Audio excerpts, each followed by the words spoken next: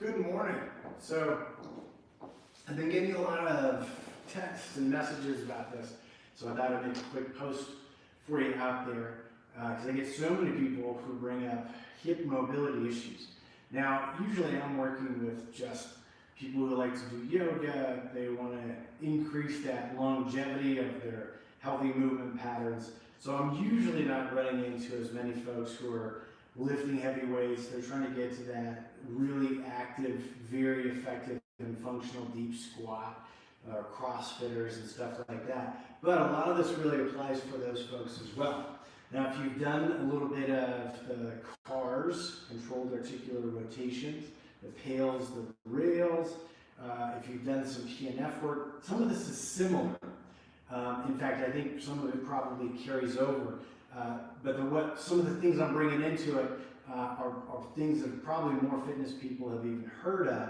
And so what we're going to do is weave a little bit of that together. Now, when we lose part of those rotations in the hip joint, things that if you're a fitness junkie out there and you've looked into the DNS programs, the early childhood development, neuromuscular development, where we see how young children around the world almost at the same developmental periods develop the same movement proficiencies unless there's some sort of a neurological impediment. If you've lost some of those, it can be a little bit tough to get them back. Now I'm here on my big yoga bolster, I've got some yoga blocks, and what I want to show you, and some of this just looks extremely simple and nuanced. So what I'm going to show you is I'm going to sit sideways. If you've done the PAILs and rails, one of the ones that's probably the most popular out there is the hip opener one and the 90-90 position, which I think is fantastic.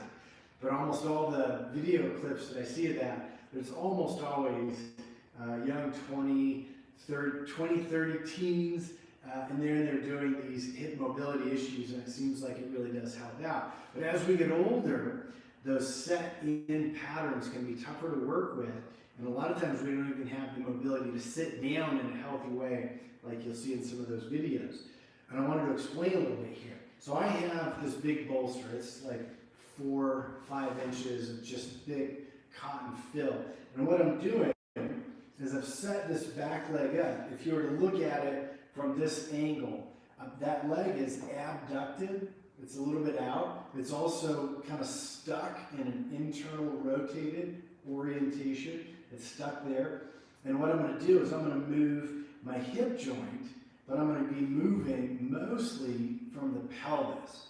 So as I do this little movement, it's a very controlled movement because we don't see any of this appendage moving. Most of this appendage we don't see moving. We do see that femur begin to shift a little bit. And what I'm getting is that double access point pivot. And I think it's okay early on, especially early on, if you have a lot of challenge with this, to just plant a hand.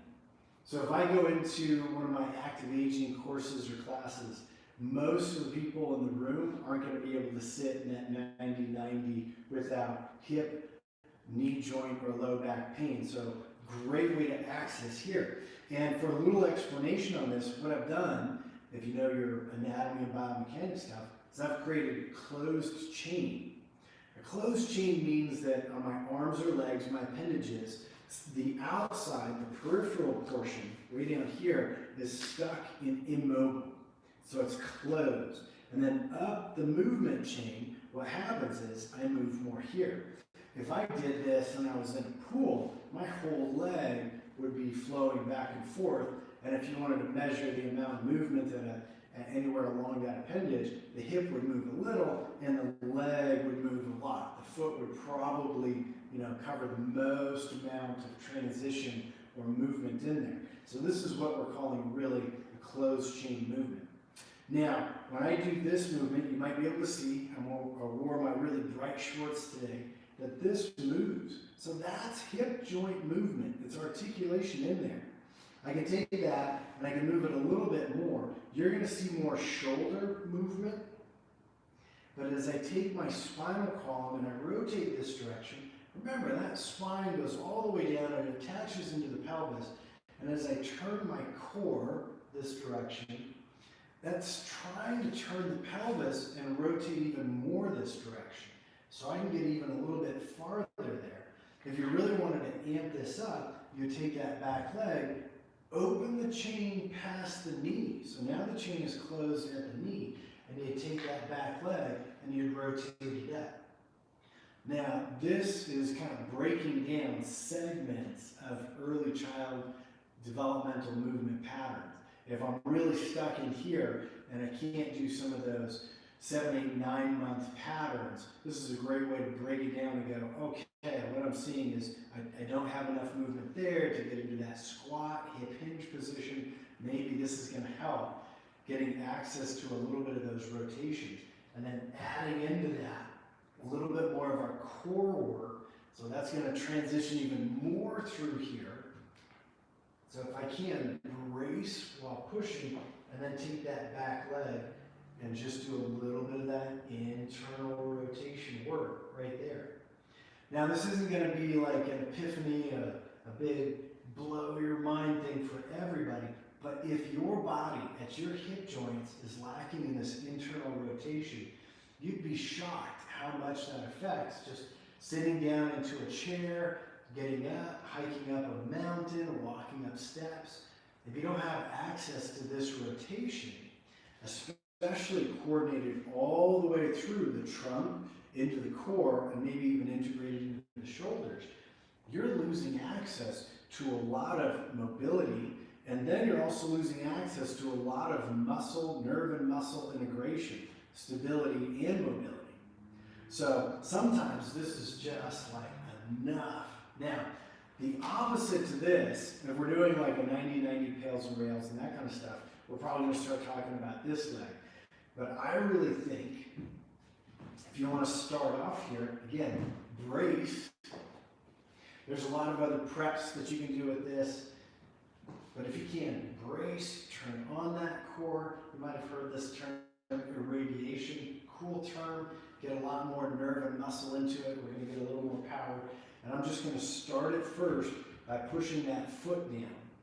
If you do have sensitive knees, you might have to change this foot position, because I don't know if you can tell there, but that tibial plateau is rotating. And if you've developed some osteoarthritis, you have no more meniscus, you might hit a position there that everything I just did so far in this video clip is just creating lots of ache and discomfort. So you can modify, you can change that position. Yeah, side note there. So I'm going to take this, I'm going to push that foot down a lot, and then I'm going to move the hip first. And notice, before I was trying to get this direction movement. Now I'm going to brace, and I'm going to move back the opposite direction. And what we're going to get there, I've got most of this pushing down, a lot of anchoring. What I want to activate is a little bit of rotation and a little bit of hip joint flexion. And we'll get into some of those teeny little muscles in there that really easy lose their way about what their function is. Now I'm going to take this a little bit of a step farther too. I'm going to push down with that foot, and I'm just going to do what looks like a clamshell here. Now, if I really wanted to move, I would take my hand up and I would turn my torso that way.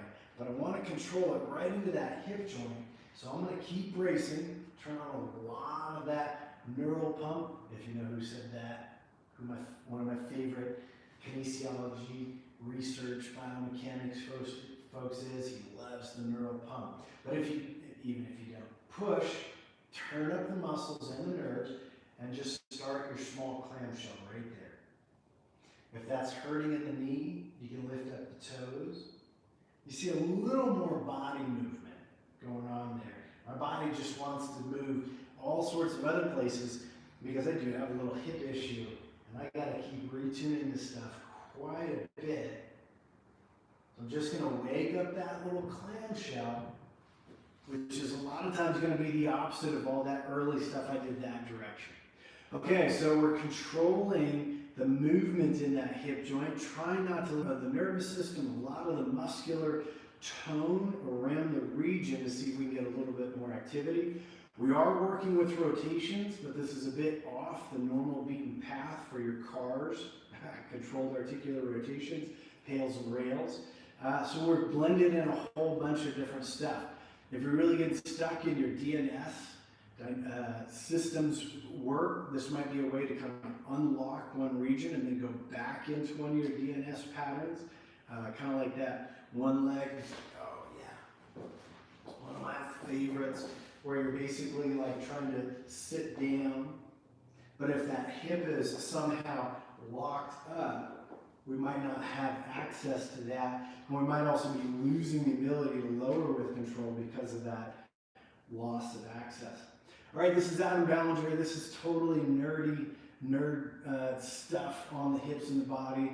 Let me know if you have any questions or comments. Feel free to share it around. Like it if you want, and hopefully that's helped you with your hip stuff.